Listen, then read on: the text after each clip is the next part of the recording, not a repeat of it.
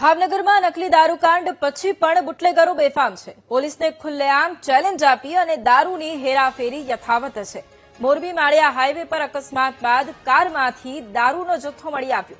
National highway per the fun hotel નજીક કારનો અકસ્માત થયો હતો અને અકસ્માત પછી કારમાંથી દેશી દારૂનો જથ્થો રોડ પર રેલમછેલ પડ્યો।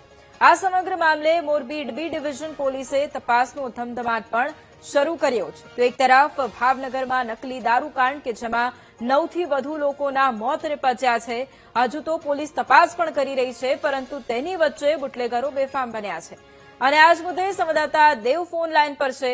દેવ, એક તરફ ભાવનગરમાં નકલી દારૂકાંડ, પરંતુ બીજી તરફ હજુ પણ બુટલેગરો બેફામ બન્યા છે। ખાસ તો એ જાણવું છે કે અત્યારે તેમની સામે શું કાર્યવાહી? ચોક્કસથી જે રીતે ભાવનગરમાં જે ડુપ્લિકેટ દારૂકાંડ બન્યો છે તે બાદ આજે જે કાર જે પલટી ખાઈ ગઈ હતી ત્યારબાદ મોરબી પોલીસ દ્વારા છે તપાસની હાથ ધરી છે।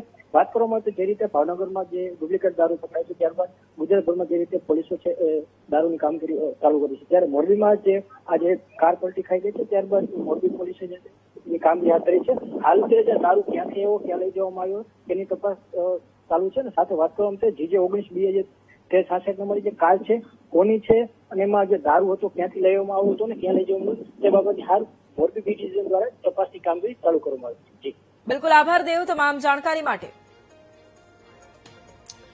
તો મોરબીમાં એક તરફ અકસ્માત પછી કારમાંથી દારૂ મળી આવ્યો છે। National highway per the fun hotel નજીક અકસ્માત થયો હતો।